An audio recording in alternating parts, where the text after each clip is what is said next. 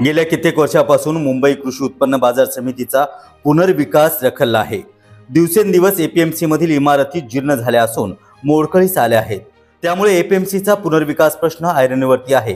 याच अनुषंगाने आज वाशी येथील कांदा बटाटा मार्केट येथील मुंबई कृषी उत्पन्न बाजार समितीच्या सभापती प्रभू पाटील यांच्या दालनात आमदार मंदा म्हात्रे यांनी बैठक आयोजित केली होती। यावेळी मंदा म्हात्रे म्हणाले की एपीएमसीचा पुनर्विकास करताना विकास कुणाचा असावा आणि कसा असावा याची काम करण्याची पात्रता आहे की नाही आणि त्यांचं काम उत्कृष्ट दर्जाचं आहे की नाही या सर्व गोष्टीचा विचार करूनच पीएमसी नेमावी। तसेच सदर बैठकीत एपीएमसी मधील रस्त्यांची समस्या, अनाधिकृत फेरीवाले अशा विविध प्रश्नाबाबत सविस्तर आणि सकारात्मक चर्चा झाली। तसेच मुंबई कृषी उत्पन्न बाजार समितीचे सभापती प्रभू पाटील यांच्या सानिध्यात एपीएमसीचा पुनर्विकास मार्ग मोकळा झाला पाहिजे व एपीएमसी पुनर्विकासाबाबत वेळोवेळी आढावा घेण्यात येणार असल्याचे आमदार मंदा म्हात्रे यांनी सांगितलं आहे। ब्युरो रिपोर्ट, महासागर न्यूज। या बाजार समितीमध्ये गेली 10 वर्ष मी येत असते। रिडेव्हलपमेंट हा विषय चालूच असतो, एफएसएचा विषय चालू असतो आणि आताच नवीन अध्यक्ष आलेले पाटील साहेब यांची भेट घ्यायची होती। सर्व डायरेक्टरांची चर्चा करून पुढची 4 महिनेच आहेत पाटील साहेबांकडे। तर हे जे रिडेव्हलपमेंट कांदा बटाटा मार्केट गेले 20 वर्ष प्रलंबित आहे, तो काम तर आता व्हायला आलेला आहे। पण त्याच्या अगोदरच मजल मारली ती मसाला मार्केटने।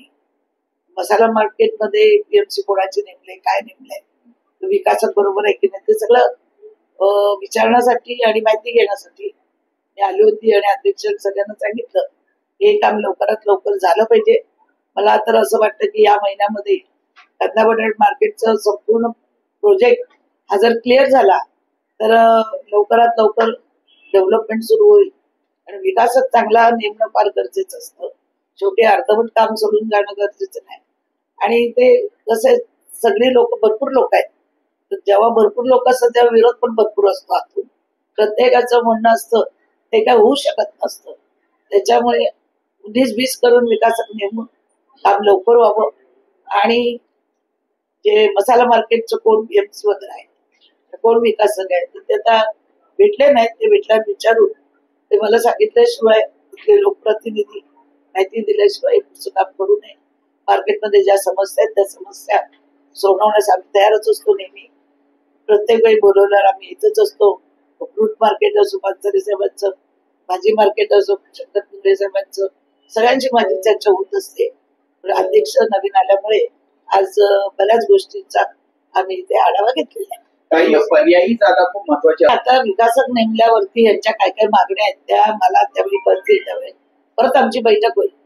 त्या बैठकीत केलं आता तर मी येऊन प्राथमिक त्यांच्याशी चर्चा केलेली आहे आणि या चर्चेनंतर आता जी पीएमसी नेमलेली आहे तो कोण विकासक काढतो का दुसरे येतात त्याच्यावर आता चर्चा झाली। मसाला मार्केट आता कुठेही पाणी अडत नाही, झिरत नाही, आता सरळ पाणी नाल्याने चाललेलं आहे।